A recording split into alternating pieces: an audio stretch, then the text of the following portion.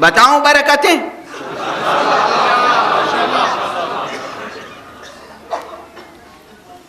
خود نہ بتاؤں، بہتر یہ ہے کہ حضرت امیر المؤمنین علی ابن ابی طالب علیہ الصلاۃ والسلام کی حدیث کے حوالے سے عرض کروں۔ مضمون حدیث یہ ہے کہ جناب امیر علیہ السلام مسجد کوفہ میں تشریف فرمائے، آپ کی عمارت ظاہری کا زمانہ ہے، ورنہ وہ صرف 4 سال امیر المومنین نہیں رہے، وہ تو امیر المومنین پیدا ہی ہوئے تھے۔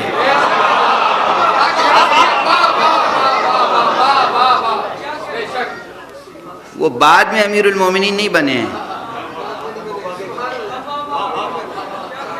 وہ خود ساختہ امیر المومنین نہیں ہیں۔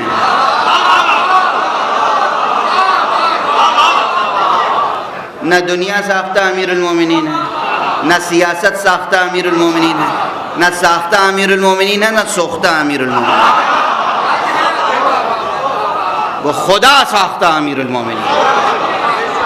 تمام مسلمان بڑے محدثین کے ہاں بھی یہ حدیث مل جائے گی کہ انہوں نے کہا رسول اللہ نے صلی اللہ علیہ وآلہ وسلم خود روز غدیر تمام حاضرین کو، جو تقریباً 1 لاکھ سے زائد تھے، 1,20,000 حاضرین کو حکم دیا، سلموا علی علی بامرۃ المؤمنین، جاؤ علی پہ سلام کرو، یہ کہہ کر السلام علیک یا امیر المؤمنین۔ علی وہ امیر المومنین ہے جو رسول کی موجودگی میں امیر المومنین۔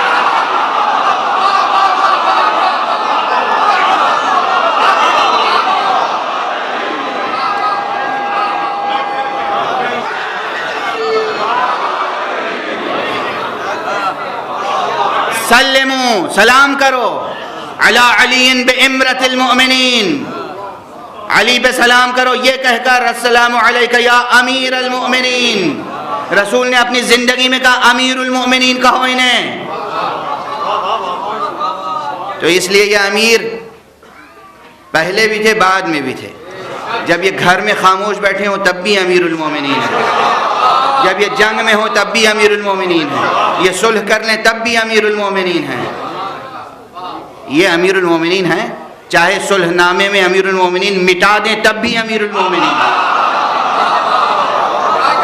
جیسے رسول اللہ ہیں، چاہے وہ جنگ کی حالت میں ہو یا صلح کی حالت میں ہو، جنگ میں ہو یا امن میں ہو، سفر میں ہو یا حضر میں ہو، زمین پر ہو یا قاب قوسین و ادنیٰ کی منزل پر ہو، رسول اللہ ہیں، چاہے صلح نامے میں مٹا دے رسول اللہ مگر رسول اللہ ہیں۔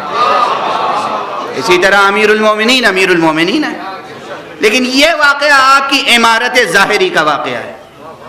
مسجد کوفہ میں ابن عباس تشریف فرمائے، کچھ لوگ آئے، یا امیر المومنین، اب کی ہمارے ہاں دور دراز صوبوں سے بہت بڑی مملکت تھی، یا امیر المومنین ہمارے ہاں آپ کی بارش نہیں ہوئی۔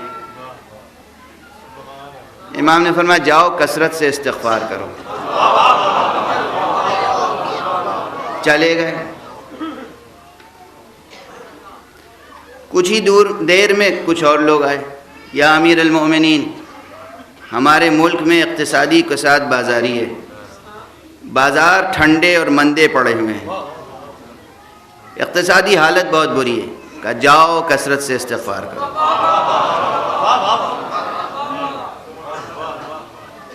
کچھ دیر نہیں گزری تھی کہ کچھ لوگ اور آ گئے، یا امیر المؤمنین ہم ایسی جگہ رہتے ہیں کہ جہاں پر کچھ لوگوں سے آویزش ہے اور ہم کمزوری محسوس کرتے ہیں، بہت کمزور ہیں، قوت نہیں ہے ہمارے پاس، افرادی قوت بھی نہیں ہے، ویسے بھی قوت نہیں ہے، کہا جاؤ کثرت سے استغفار کرو۔ ایک شخص آیا تنہا، اس نے کہا یا امیر المؤمنین چراغ راہ میں فقیر ہوں، محتاج ہوں، مفلس ہوں، جو کچھ تھا ختم ہو گیا، کیا کروں؟ کہا جاؤ کثرت سے استغفار کرو۔ پھر ایک شخص آیا، کہا یا امیر المومنین میں شادی شدہ ہوں، عرصہ گزر گیا، اولاد نہیں ہوتی، کہا جاؤ کثرت سے استغفار کرو۔ اب جب یہ چلا گیا تو ابن عباس سے رہا نہیں گیا.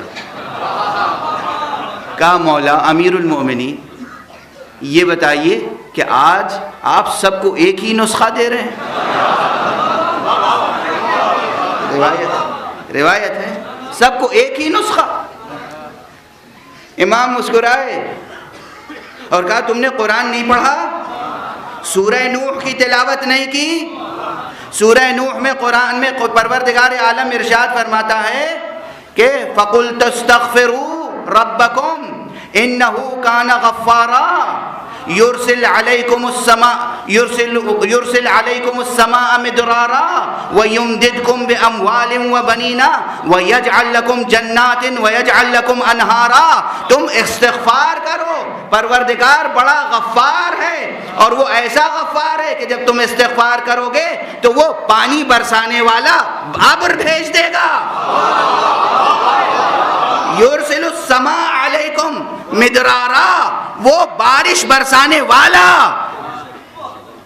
ابر بھیجے گا، اور وَيُمْدِدْكُمْ تمہاری مدد کرے گا، بِأَمْوَالٍ مال سے، وَبَنِينَ اولاد سے، وَيَجْعَلْ لَكُمْ جَنَّاتٍ تمہارے لیے ہرے بھرے باغ قرار دے گا، وَيَجْعَلْ لَكُمْ أَنْهَارًا اور پانی سے چھلکتی ہوئی نہریں بنائے گا. وہاں قحط تھا، میں نے کہا استغفار کرو. وہ اولاد نہیں رکھتا تھا، میں نے کہا استغفار کرو. وہاں بازار ٹھنڈے پڑے تھے، میں نے کہا استغفار کرو. ابن عباس نے کہا یا امیر المومنین اس وقت آپ کی زبان سے یہ آیت سن کر ایسا لگا جیسے آج پہلی بار یہ آیت پڑھ رہا ہوں.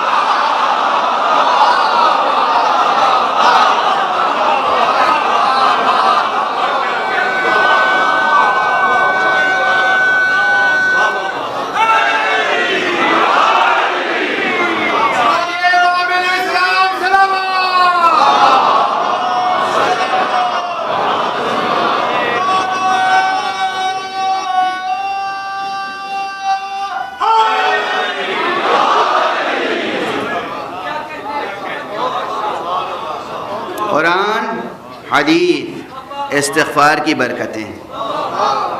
استغفار، اولاد نہیں ہے استغفار کرو، گناہگار نہیں ہو تو استغفار کرو، گناہگار ہو تو استغفار کرو، افلاس ہے تو استغفار کرو، معاشرتی مسائل ہیں تو استغفار کرو، سیاسی مسائل ہیں تو استغفار کرو، اپنے لیے استغفار کرو، اپنے دوستوں کے لیے استغفار کرو، پوری مسلم امہ کے لیے استغفار کرو، تمام انسانوں کی بھلائی کی خاطر استغفار کرو.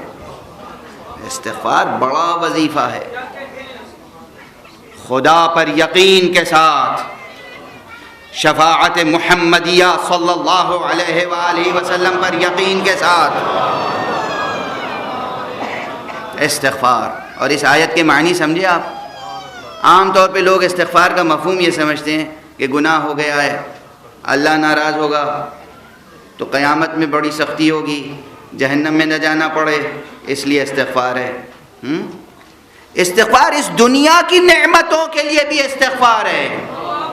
اس آیت کی روشنی میں عرض کر رہا ہوں، اور یہ بات ایک سے زائد مقامات پر قرآن مجید میں. سورہ ہود کی آیتیں پڑھ لیجئے.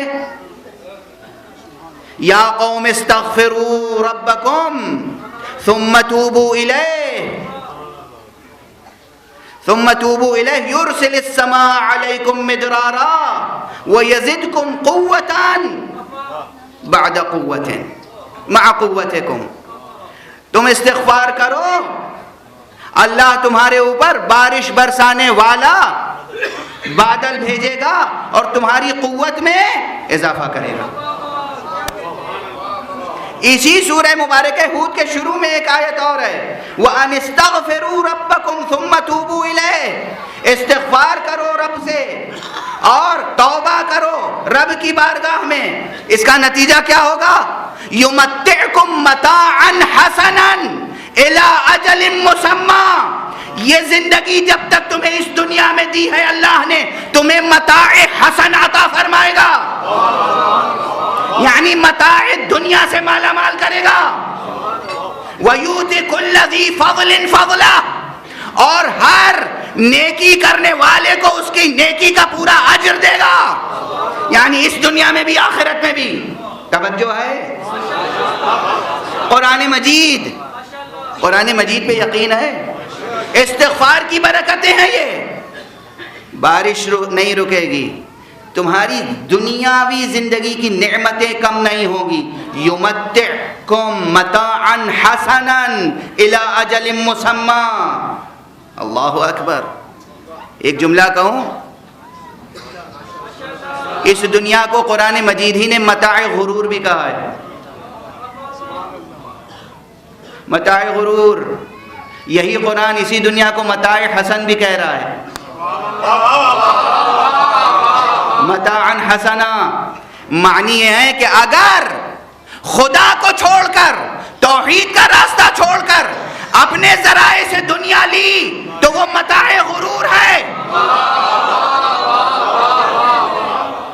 اور اگر توحید پر ثابت قدم رہتے ہوئے اللہ کے ذریعے سے، ان وسیلوں کے ذریعے سے جو اللہ نے مقرر کیے ہیں، استغفار کے سہارے سے دنیا لی، یہی دنیا متاع حسن بن جائے گی. متاع حسن. مایوس نہ ہو رحمت الہی سے. دنیا بھی آپ کے ہاتھ میں رہے گی، آخرت بھی آپ کے ہاتھ میں رہے گی. ایک وسیلہ استغفار بشرط یقین شفاعت.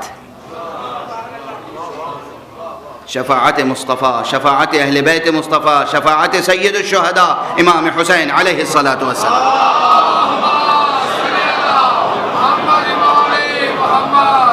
بس گفتگو اب کی نہیں جا رہی ہے، اس لیے سمیٹ دیتا ہوں. تقریباً پیغام کسی حد تک اجمالاً تو آپ تک پہنچ گیا. استغفار ہر حال میں کریں. بہتر ہے ہر نماز کے بعد کریں. بہتر ہے باطہارت کریں. ہمیشہ باطہارت رہیں. ہمیشہ باطہارت رہنا مستحب ہے، اللہ کو پسند ہے. ہمیشہ باوضو رہیں،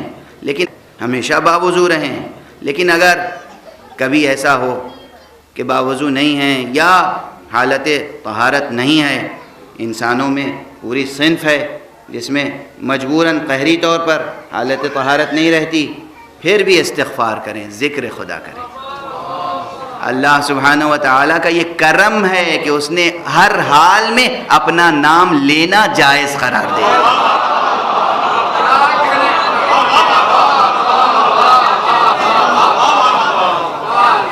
یہ اس کا کرم ہے، اس کا لطف ہے، اس کی عنایت ہے، کمال رحمت ہے کہ ہر حال میں مجھے پکار سکتے ہو. ہر حال میں پکار سکتے، عورتیں ہوں مرد ہوں، ہر حال میں استغفار جاری رہ سکتا ہے. ہر حال میں استغفار کریں، مگر بس یہ یاد رہے شرک نہ ہو، نہ ایمان کی سطح پر نہ عمل کی سطح میں. وابستگی ہو دامن ختم نبوت سے، وابستگی ہو دامن ولایت سے، یقین آخرت ہو، جنت کا یقین ہو، جہنم کا یقین ہو. متقین کی پہچان یہ ہے. اب وقت نہیں ہے، نہج البلاغہ میں جو امیر المومنین علیہ الصلوۃ والسلام نے متقین کے اوصاف بیان کیے ہیں، ان اوصاف میں یہ ہے. اب طاقت ساتھ نہیں دے رہی ہے، سکت نہیں ہے، بس ایک جملہ کہہ رہا ہوں. انہوں نے کہا متقین کی صفت یہ ہے کہ انہیں جنت پر ایسا یقین ہے کہ وہ جنت کو گویا اپنی آنکھوں سے دیکھ رہے ہیں، اور اہل جنت کو جنت کی نعمتوں سے متمتع دیکھ رہے ہیں. جہنم کا ایسا یقین ہے کہ وہ جہنم کو گویا اپنی آنکھوں سے دیکھ رہے ہیں، اور اہل جہنم کو اس میں معذب حالت میں دیکھ رہے ہیں. یقین کی یہ کیفیت ہونی چاہیے. اور جنت و جہنم کیا ہے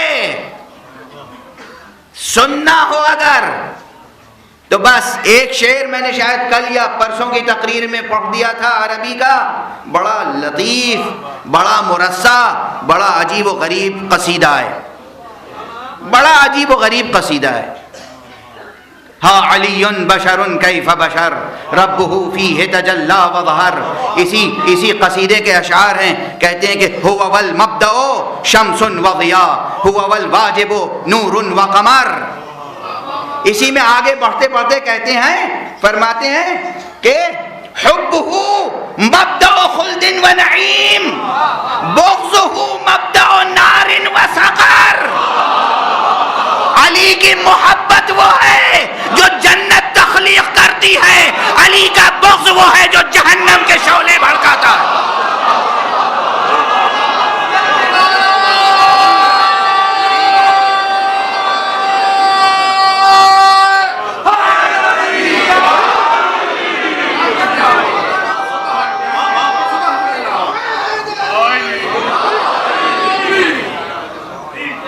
حبہ مبدأ خلد و نعیم حبہ مبدأ خلد و نعیم بغضہ مبدأ نار و سقر. اور اس کے بعد ایک شعر اور عجیب و غریب کہہ گئے ہیں. بہرحال اب دامن وقت میں گنجائش نہیں، اب سمیٹتا ہوں بیان کو. بس اب یاد رکھیں کہ ان کی محبت بہشت ہے، ان کا بغض وہی جہنم ہے. اسی لیے تو ہم کہتے ہیں کہ ان پر آنسو بہانے سے جہنم خاموش ہو جاتا ہے.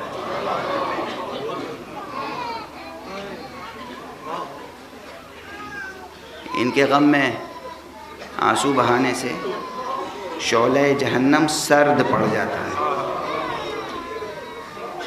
بس کب تک فضائل پڑھیں گے، کب تک فضائل سنیں گے؟ ان کے فضائل ہی کا سلسلہ جب دراز ہوتا ہے تو مصائب تک پہنچ جاتا ہے.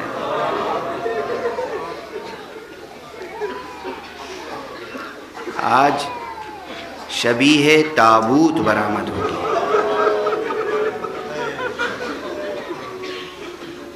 شبیہ تابوت کس کی شبیہ تابوت؟ اس مظلوم کی شبیہ تابوت جسے اپنے بابا کا تابوت اٹھانا نصیب ہو.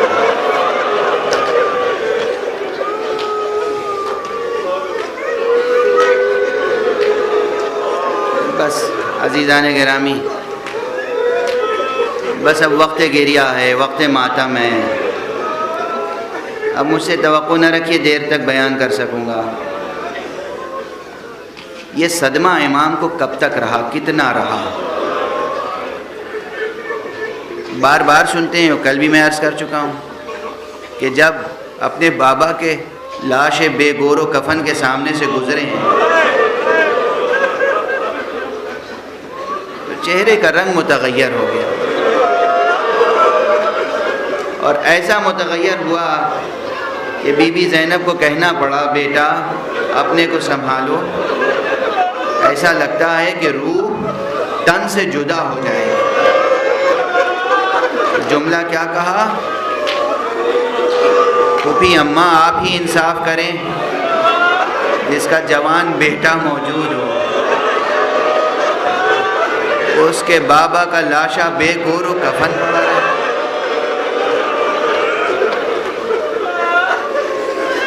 یہ صدمہ سرکار زین العابدین کے قلب پر کب تک رہا؟ بس اب چند جملے 2-3 الفاظ میں گفتگو ختم ہو جائے گی. آپ ماتم کریں گے، آپ گریہ کریں گے، آپ پرسہ دیں گے. یہ کب تک صدمہ رہا؟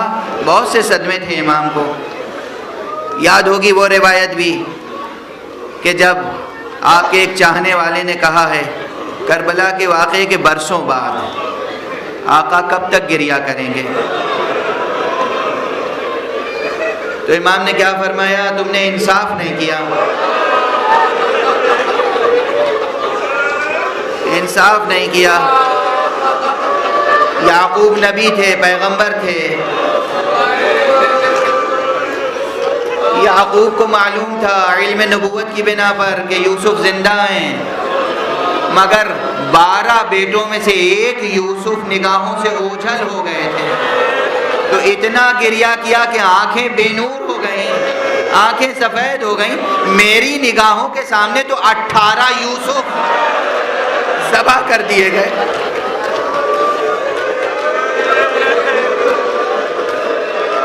اجرکم علی اللہ. خدا آپ کی آنکھوں کو ہمیشہ پر نور رکھے. یہ آنکھیں جو یہاں گریہ کر رہی ہیں، یہی آنکھیں آخرت میں روشن ہوں گی. یہی آنکھیں قیامت میں روشن رہیں گی. آپ کی آنکھوں کا نور کبھی کم نہیں ہوگا، نور معنوی بڑھتا چلا جائے گا. اس چاہنے والے نے پھر کہا آقا اللہ کی راہ میں قتل ہو جانا تو آپ کے خاندان کی سیرت رہی ہے. یہ جملہ سن کے تڑپ گئے. ہاں ہاں، اللہ کی راہ میں شہید ہو جانا ہماری سیرت ہے، مگر ماں بہنوں کا بے ردا رسن بستہ بازاروں سے گزارا جانا، درباروں میں لے جایا جانا، زندانوں میں رکھا جانا، یہ ہمارے خاندان کی سیرت نہیں ہے.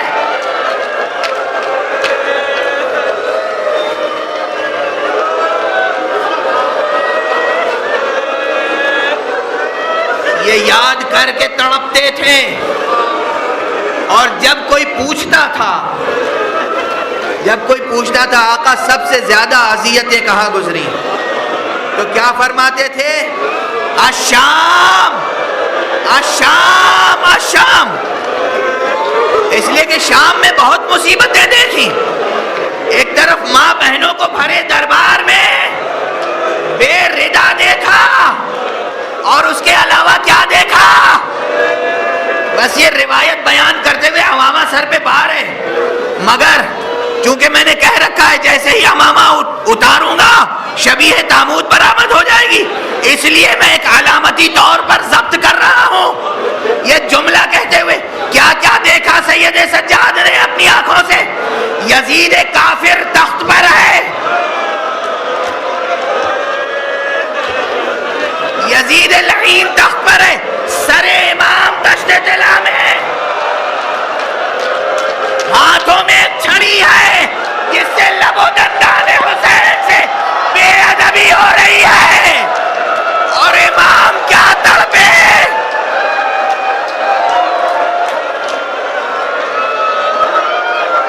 دربار میں بھی کچھ ایسے موجود تھے جنہوں نے کہا او یزید ہم نے اپنی آنکھوں سے دیکھا ہے رسول اللہ ان لبو دندا کو بوسا دیا کر.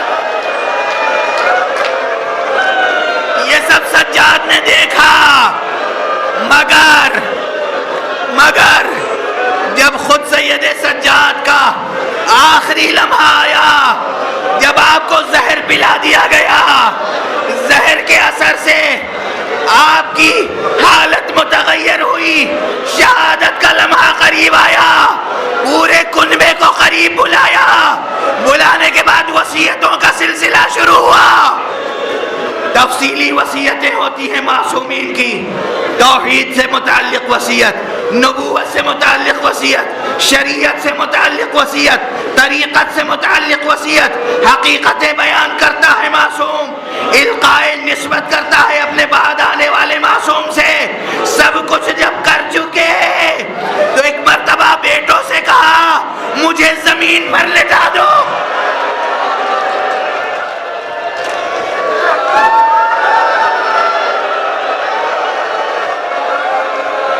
بیٹوں نے کہا بابا ارے جسم بہت کمزور ہے، بہت نحیف ہے، زمین پر کیسے لٹا دیں؟ کہا نہیں ہمیں زمین پر لٹا دو، زمین پر